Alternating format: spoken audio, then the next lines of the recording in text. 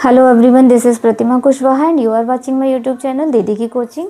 तो आज हम शुरू करने जा रहे हैं बायोलॉजिकल क्लासिफिकेशन चैप्टर, जो कि क्लास 11th में पढ़ते हैं आप लोग। ठीक है, तो सबसे पहले देख लेते हैं कि क्लासिफिकेशन कैसे किसे कहते हैं। क्लासिफिकेशन क्या होता है? जब हम किसी भी चीज़ को ग्रुप्स में डिवाइड करते हैं, उसको स्टडी करने के लिए, उसको बेटर जानने के लिए ग्रुप्स में डिवाइड करते हैं, तो उसे क्या कहते हैं? हम क्लासिफिकेशन कहते हैं। इसी तरह से जब हम ऑर्गेनिजम्स को उनके कैरेक्टर्स के अकॉर्डिंग डिवाइड करते हैं, तो उसे क्या कहते हैं? हम क्लासिफिकेशन ऑफ ऑर्गेनिज्म। ठीक है, तो हिस्ट्री देख लेते हैं। सबसे पहले क्लासिफिकेशन स्टार्टिंग में जब की गई थी तो किस बेसिस पे की गई थी? उस टाइम साइंटिफिक बेसिस पे क्लासिफिकेशन नहीं हुई थी, तो on the basis of use, यानी कि ह्यूमन ने उसको किस तरह से यूज़ किया था, उसी बेस पे उन्होंने क्या किया था? यूज़ के बेस पे क्लासिफिकेशन किया था।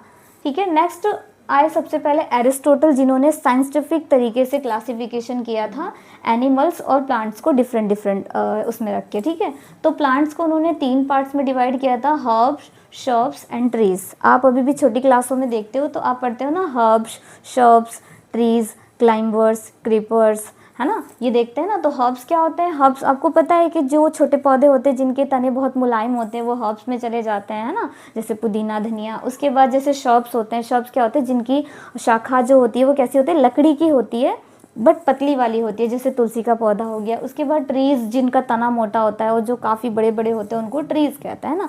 इस बेसिस पे उन्होंने ऊपर से देख के मॉर्फोलॉजिकली ऑब्जर्व करके उन्होंने कहा कि प्लांट्स 3 ग्रुप में बांटे जा सकते हैं। नेक्स्ट है हमारे एनिमल्स। एनिमल्स को उन्होंने कैसे डिवाइड किया कि जिनके अंदर रेड कलर का ब्लड दिखाई दिया, जिसमें आरबीसी प्रेजेंट थी, उनको अलग कर दिया, और जिनके अंदर आरबीसी प्रेजेंट नहीं थी उनको अलग कर दिया। उन्होंने ब्लड के कलर के अकॉर्डिंग क्या किया था? एनिमल्स को डिवाइड किया था। ठीक है, ये चीज़ कुछ दिनों तक चली थी।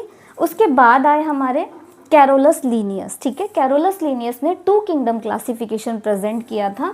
2 किंगडम क्लासिफिकेशन कौन कौन से? प्लांटिया और एनिमिलिया। उन्होंने ऊपर ऊपर से देख के बताया कि भाई इस धरती पे 2 ही तरह के ऑर्गेनिज्म होते हैं, या तो वो प्लांट हो सकते हैं या फिर एनिमल हो सकते हैं। ठीक है, तो प्लांटिया और एनिमिलिया को इन्होंने इंट्रोड्यूस किया था 2 किंगडम क्लासिफिकेशन को, और ये काफ़ी टाइम तक मान्य भी था, लोग इसको मानते भी थे। ठीक है, लेकिन जैसे जैसे चीज़ें सामने आती गई, माइक्रो ऑर्गेनिज्म देखने को मिलते गए, इन दोनों के ग्रुप के बीच में कुछ ऐसे ऑर्गेनिज्म थे जो दोनों के क्या कर रहे थे? कैरेक्टर्स को मिला के दिखा रहे थे। ठीक है, तो इसके कुछ लिमिटेशंस आ गए, है ना, लिमिटेशंस आ गए, क्योंकि भाई इसमें कुछ कमियां नज़र आने लग गई। तो कौन कौन से लिमिटेशन थे?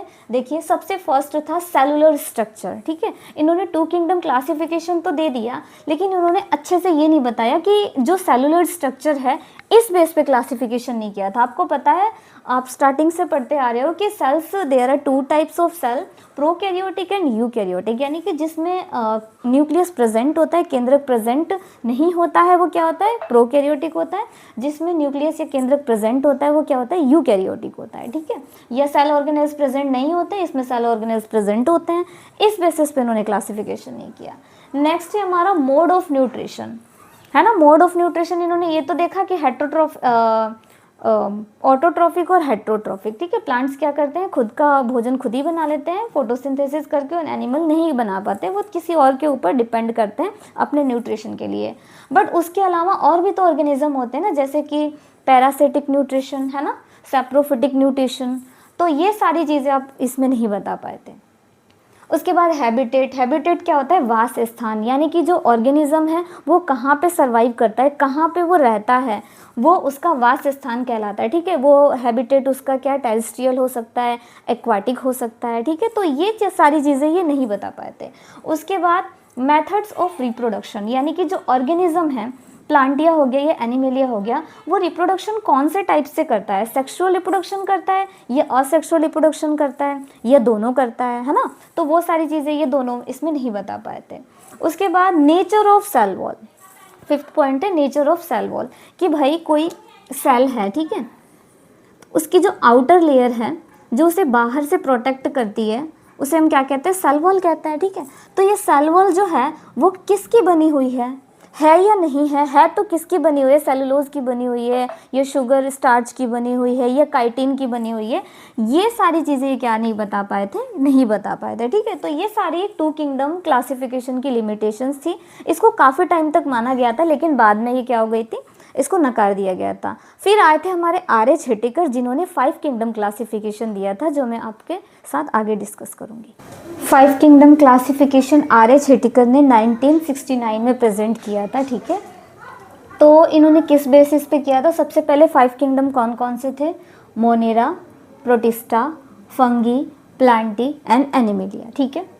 किस किस बेसिस पे किया था? देखिए, सबसे ज़्यादा ऑथेंटिक आज भी इसको माना जाता है। सबसे पहले first thing is cell type, मतलब जो सेल होगी वो कौन से टाइप की सेल होगी। सबसे पहले देखिए, प्रोकैरियोटिक मोनेरा कैसा होगा? प्रोकैरियोटिक सेल होगी, ठीक है। उसके अंदर क्या नहीं प्रेजेंट होगा? न्यूक्लियस प्रेजेंट नहीं होगा और सेल वॉल्स प्रेजेंट नहीं होगी।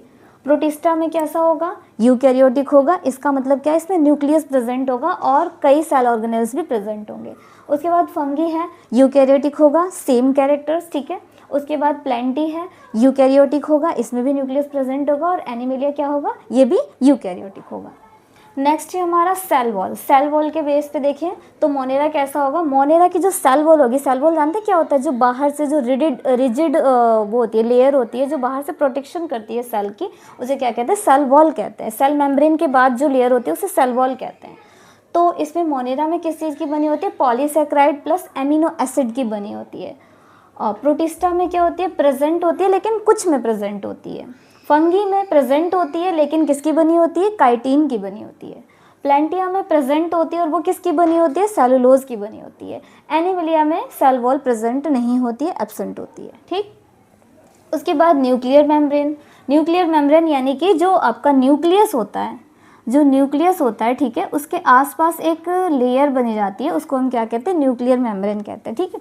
तो न्यूक्लियर मेम्ब्रेन किसमें? मोनेरा में क्या होती है? एब्सेंट होती है। आपको पता है कि जो उसमें फॉल्स न्यूक्लियस होता है या फिर नहीं होता है ना, तो इसमें क्या होती है? एब्सेंट होती है। प्रोटिस्टा में प्रेजेंट होती है, फंगी में प्रेजेंट होती है और बाकी सभी में प्रेजेंट होती है, ठीक है, क्योंकि वो सारे यूकैरियोटिक हैं। उसके बाद बॉडी ऑर्गेनाइजेशन, यानी कि जो इनकी बॉडी है वो किस लेवल पे काम कर रही है, ठीक है। जो मोनेरा होता है उसकी बॉडी कैसी होती है? सेलुलर होती है। उनका बॉडी ऑर्गेनाइजेशन कैसा होता है? सेलुलर होता है, यानी कि एक सेल के अंदर वो अपनी पूरी लाइफ को क्या कर देते हैं? खत्म कर देते हैं। ओके, प्रोटिस्टा में कैसी होती है? इसमें भी सेलुलर होती है। वन सेल, सिंगल सेल में क्या कर देते हैं? पूरी लाइफ उनकी कंप्लीट हो जाती है ना। फंगी कैसी होती है? मल्टी सेलुलर होती है बट लूज टिश्यू की बनी होती है। या तो मल्टी सेलुलर होगी, अगर मल्टी सेलुलर है तो टिश्यू भी बन गया ना, तो वो लूज टिश्यू होगा, ठीक है। उसके बाद प्लांटिया में आ जाते हैं, तो इसमें जो आपका लेवल दिखाई देगा वो टिश्यू लेवल का होगा और ऑर्गन लेवल का भी हो सकता है, ठीक है।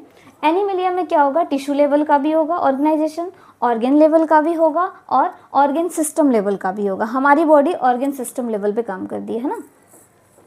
मोड ऑफ न्यूट्रिशन देख लेते हैं। 5th पॉइंट है मोड ऑफ न्यूट्रिशन, यानी कि जो पोषण है वो किस प्रकार से लिया जा रहा है, ठीक है। तो मोनेरा जो होता है उसमें ऑटोट्रोफिक और हेट्रोट्रोफिक दोनों तरह का न्यूट्रिशन देखने को मिलता है, ठीक है। जो ऑटोट्रोफिक न्यूट्रिशन होगा उसमें कुछ होते हैं बैक्टीरिया। अच्छा, आपको पता है जो आपके मोनेरा होते हैं उसमें ज़्यादातर सारे के सारे सेल क्या होते हैं? डिफरेंट काइंड्स ऑफ बैक्टीरिया होते हैं, है ना। तो इसमें कैसे होते हैं? ऑटोट्रोफिक अगर होंगे तो कीमोसिंथेटिक हो सकते हैं या फिर फोटोसिंथेटिक हो सकते हैं। कीमोसिंथेटिक का क्या मतलब है? वो किसी ना किसी केमिकल से, किसी सिंपल केमिकल से क्या करते हैं? अपना न्यूट्रिशन डिराइव करते हैं, ठीक है। फोटोसिंथेटिक करेंगे अगर उनके पास थोड़ा बहुत क्लोरोप्लास्ट प्रेजेंट होगा तो क्या करेंगे? फोटोसिंथेसिस करके अपने लिए न्यूट्रिशन डेवलप कर लेते हैं, ठीक है। अगर वो हेट्रोट्रोफिक हुए तो क्या करेंगे? तो हेट्रोट्रोफिक हुए तो या तो वो सेप्रोफिटिक होंगे या पैरासिटिक होंगे। सेप्रोफिटिक का मतलब डेड एंड डिकेइंग, कोई चीज़ डिकम्पोज हो रही होगी उस पर सर्वाइव कर जाएंगे। और पैरासिटिक का मतलब किसी अदर ऑर्गेनिज्म के बॉडी के ऊपर सर्वाइव करते हैं, है ना। नेक्स्ट आ जाते हैं प्रोटिस्टा। प्रोटिस्टा में जो मोड ऑफ न्यूट्रिशन होता है वो कैसा होता है? ऑटोट्रोफिक होगा। ऑटोट्रोफिक होगा तो कैसा होगा? फोटोसिंथेसिस करके फोटोसिंथेटिक होगा और हेट्रोट्रोफिक भी हो सकते हैं, ठीक है। उसके बाद आते हैं फंगी में। फंगी में मोड ऑफ न्यूट्रिशन कैसा होगा? हेट्रोट्रोफिक होगा। और हेट्रोट्रोफिक भी दो तरह का हो सकता है, या तो वो सेप्रोफिटिक होगा या पैरासिटिक होगा, ठीक है। आगे इसको डिटेल में हम डिस्कस करेंगे। सबसे पहले आप ये जान लो कि टाइप्स कौन कौन से होते हैं, ठीक है। उसके बाद प्लांटिया होता है। प्लांटिया में जो मोड ऑफ न्यूट्रिशन होता है वो कैसा होता है? ऑटोट्रोफिक होता है। आपको पता है कि प्लांट्स के पास क्या प्रेजेंट होता है? क्लोरोफिल प्रेजेंट होता है, जिससे वो क्या करते हैं? फोटोसिंथेसिस करके अपना फूड प्रोडक्शन करते हैं, ठीक है। तो फोटोसिंथेटिक होते हैं प्लांट। एनिमिलिया कैसे होते हैं? हेट्रोट्रोफिक होते हैं। हेट्रोट्रोफिक यानी कि अपने न्यूट्रिशन के लिए किसी और पे डिपेंड करते हैं। तो ये न्यूट्रिशन आपका हेट्रोट्रोफिक जो होगा वो होलोजोइक हो सकता है और सेप्रोफिटिक भी हो सकता है, ओके। तो आज की क्लास में इतना ही। नेक्स्ट क्लास में हम मोनेरा को डिटेल में डिस्कस करेंगे।